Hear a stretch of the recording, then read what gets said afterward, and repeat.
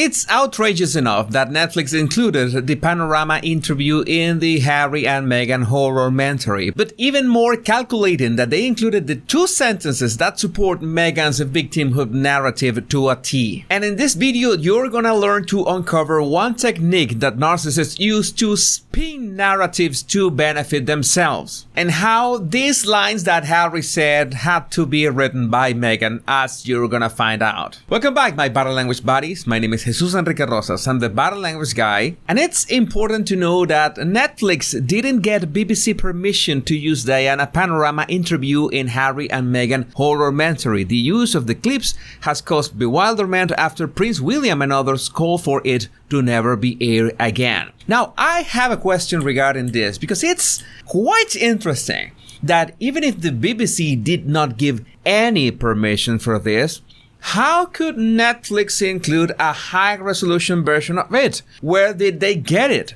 How did they get it? I guess they contacted someone who had a usable copy, but still, it's a bit of a low blow.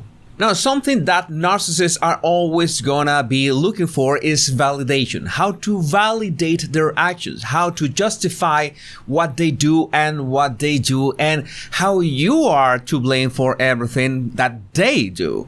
And in Meghan and Harry's case, since the Oprah interview all the way up till now, they have been trying to spin this narrative that Meghan is somehow Diana 2.0. Yes, batshit crazy, but still, she's doing it. But I have the feeling that Meghan is upset that people do not believe that she's the second coming of Diana, so she decided to take matters into her own hands, and, say it again, over and over again, hammer it in this horror-mentary. But it would have been too much on the nose, low class, to say it herself, so she twisted the script of this, so Harry was the one who was taken to talk about Diana and send the message. Because that brings even more joy to the narcissist, to make other person, in this case the victim, to talk in your behalf and defend you and make the connection so people can realize, oh yeah, Meghan is the victim here. She has the right to talk just like Diana did. Now, the core of this narcissistic strategy are the 2 sentences that Diana said on that interview that were included in this documentary. Everything changed after we separated, when she separated from Charles. And life became very difficult then for me, as in, before she was making sure to protect her voice from the press, from all these paparazzis that were harassing them over and over again, even being protected by the royal family. But once she left the institution, and I'm picking my words very, very precisely for one reason, after she left the institution, then hell broke loose for her. And I'm not saying that. It was Harry who said that, with Diana alone in the background. Harry, the moment that she divorced, the moment she left the institution, then she was by herself. And what does Harry mean to be by herself? Well, life became very difficult then for me, in Diana's words. You see, by editing, they're crafting this storytelling that we are remember what happened with Diana. But that's why Harry used the words, the moment she left the institution. And yes, those words were used on purpose, because who other people left the institution are claiming over and over again that they are by themselves, that they have no financial support, that they have been harassed by non-existent paparazzis, as I proved in yesterday's video, and now it's all about online harassment that you can just prevent by closing your laptop. Now, the greatest distinction between the Oprah interview and the panorama interview is that we know that Diana was coerced, fooled into giving the panorama interview, and Oprah was the one fooled into giving the Oprah interview. But Meghan is aware of that distinction, and that's why she included in the script this. Harry saying, in his own words, she felt compelled to talk about it. His mother, Diana, felt compelled to talk about it.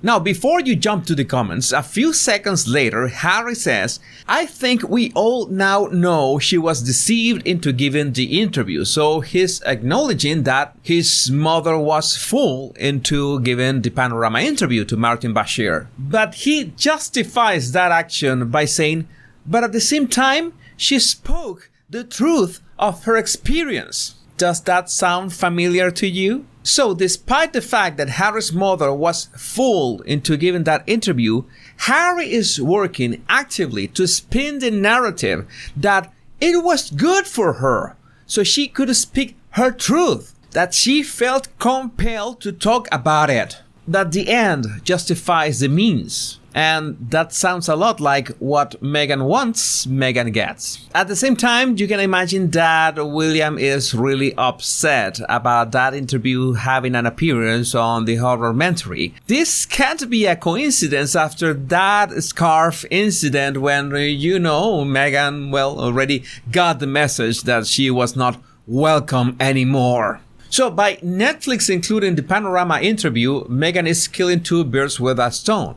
She is not only trying to spin Diana's narrative to fit her own victimhood narrative, but at the same time trying to attack William, like saying, hey, I did what I wanted and I published your mommy's interview on my documentary. Because no, narcissists do not forget this kind of events. And notice how as the scene progresses, we see closer shots of Harry almost crying, much more emotional and saying, but she was completely exposed to this. The same exposure that they claim that they have to the paparazzis or the online harassment. And pay close attention to Harry's following words. I remember thinking, how can I ever find someone who is willing and capable to be able to withstand all the baggage that comes with being with me? Now tell me that those lines were not written by Meghan.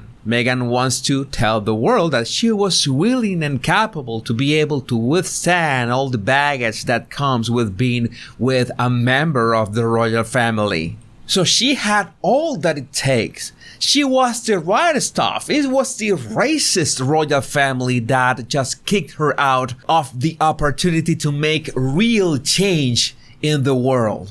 I can tell you, this is amazing as how carefully crafted is this narrative, and the storytelling is made in such a way that the images, the music, every single word they say, the order of the shots, and even the generic stock photography and videos are 100% meaningful to the narrative that Meghan wants to push. So this is not really about their love story. This is about their victimhood story, and they will be pushing this more and more. And I'm sure that there are much more details, many more details about that victimhood sprinkled all over these episodes and the ones incoming.